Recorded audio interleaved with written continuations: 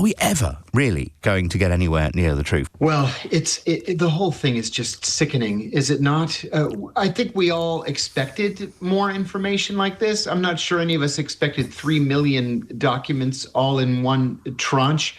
The real shame of this entire episode is that, for the most part, the statute of limitations seemed to have expired. And I think it's highly unlikely that anybody will be brought to justice. Perhaps we're going to have to be happy with just allowing these men to be social outcasts for the rest of their lives. And think of it this way: in their obituaries, this is going to be the story, and maybe that's worse than what we might want to see them face right now. That's right. I mean, it's a legacy which eclipses any good doing that either of those men may have done, and indeed all the others who are listed, including, it has to be said, although there's no allegation of wrongdoing against, for example, Bill Clinton and the current President Trump. What will happen now, do you think? And what are the legalities around the former prince being held to account in front of Congress or indeed American court? Yeah, I'm not sure that legally the Congress can demand that he appear to testify. I worked for years on Capitol Hill, and it was always more of an informal, will you do us the kindness of appearing before the committee? They can't subpoena him because he's not an American citizen. He's not located in the United States.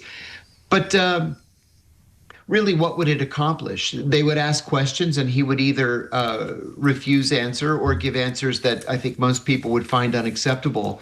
And so I don't see much coming of it. There's one important point that you just raised a moment ago. A lot of people, I think, thought that there would be more obvious crimes having been committed by the likes of Bill Clinton and Donald Trump, and we're not seeing that right now. Both Trump and Clinton have said that they committed no crimes. We're seeing a lot of AI reporting, though, saying that Trump did this, Trump did that. The girl was 11, the girl was 12. None of that appears in these documents, and so I think it's not going to be any more shocking than what it already has been. Apart from being massively rich, and we know that Donald Trump has a great penchant for very rich men, however evil they are. Apart from that, why did this man Epstein have such a planetary gravitational pull on so many rich, famous, and influential men?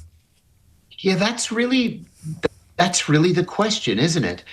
In retrospect, I'm not seeing it. I don't know why he looks creepy. His actions are creepy. Yeah. I can't imagine wanting to spend more than 2 minutes with this character. Right. And especially when you don't know really where his money came from. We can speculate, but we really don't know the actual source of his income. He had his own island. He had the widest townhouse in Manhattan worth tens of millions of dollars. Where did this all come from? And what was he doing with the information that he was obviously collecting? Why did he have every room of that island mansion wired for audio and video, including the bathrooms? What did he intend to do with that information? Those questions still haven't been answered. Well, you've just pointed up something which I think is incredibly curious and operative about this entire thing, John. The number of pictures that were taken. I mean, presumably, Peter Mandelson, I've interviewed Lord Mandelson on a number of occasions. He's a very canny operator. He would be very aware that somebody was pointing a lens at him as he stood there in his underpants with a young girl looking at a laptop computer, as would, I'm assuming, although he's not got nearly the same intellect, the former Prince Andrew. I just don't understand how these pictures were allowed to be taken, and they seem completely, at ease with it. It's just so bizarre. I think that these were not taken by handheld cameras, But it doesn't look like they were done covertly, I don't think, John. No, I think they probably weren't done. Well, maybe we have a different definition of covertly. I just can't imagine somebody as important as Lord Mandelson standing in his underpants, allowing his picture to be taken by anyone, or Bill Clinton for that matter, or Bill Gates, or anybody else that was a regular at this island. It just seems strange to me, and it comes back to the question of why. what did he intend to do with these photographs? What is now the liability for the likes of Peter Mandelson and Andrew Mountbatten Windsor? I mean, can they be forced to appear in front of an American judiciary, or if they simply refuse to cooperate, will they just be left to fade away into darkness with potential guilt hanging over their shoulders? I think the latter is the case. As I mentioned a moment ago, the statute of limitations on crimes related to what we've seen so far has expired. And so there won't be any international arrest warrant. There won't be a grand jury impaneled. I think that they're free to lick their wounds and go off into the sunset. And in terms of Mr. Trump, I mean, clearly there's a great deal going on. He wants his legacy to be the man who, increased America's landmass hugely, potentially with Greenland. Goodness knows whichever Latin American countries he feels like conquering after he's, spent his morning in bed watching Fox News. That's right. Is he more or less immune to any of this Epstein fallout? Are you still talking about Jeffrey Epstein, who he initially denied having ever had any cognizance of? What will happen to Trump in this respect?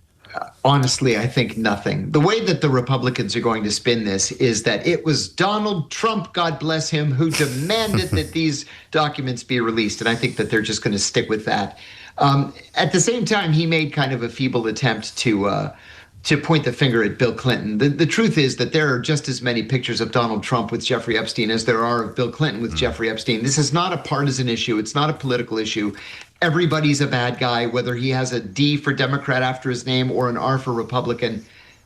The issue is, what about the women and the girls? Where's the justice for them? I believe that they can still sue the Epstein estate, which is, of course, very sizable. But for these political figures, I think we've probably seen the worst. Let's face it. I mean, there's no question that they're never going to admit what they did. There's no chance of them ever saying, look, openly, we were involved in these goings on. And remember, if they did say that they were guilty of some crime, why would they not be prepared to tell us about all the other individuals? You see, this is the problem. If there's something very sinister going on here, and there are certain entities that maybe are frightened to speak, like Ghislaine Maxwell, she knows everything, but she's never told anybody about the people and why they were actually involved with Epstein. Your speaker said they had films made of these people. Yeah. They had cameras. Well, if they've had all these things, it's obviously a part of a blackmail scheme. And obviously, as well, somebody was financing Epstein. I've heard that the KGB were behind this. That brings to mind Putin. And it also brings to mind why Trump is so close to Putin, because he's scared of something that maybe Putin already... Because Donald Trump is in love with rich men. Whatever their history. And it's important, Elliot, I must stress, that just because someone has appeared in these files, it doesn't mean that they're guilty of anything necessarily. Well, nobody's suggesting for one second that they are. But you say, and I think it's a very valid argument, that these individuals have got the effrontery to deny everything that ever happened. There's an arrogance. The idea that Andrew came on with my colleague Emily, as he did, so ill-advisedly, thinking he was so smart and clever and could bluff his way through it, was just quite extraordinary. The naive arrogance of the man.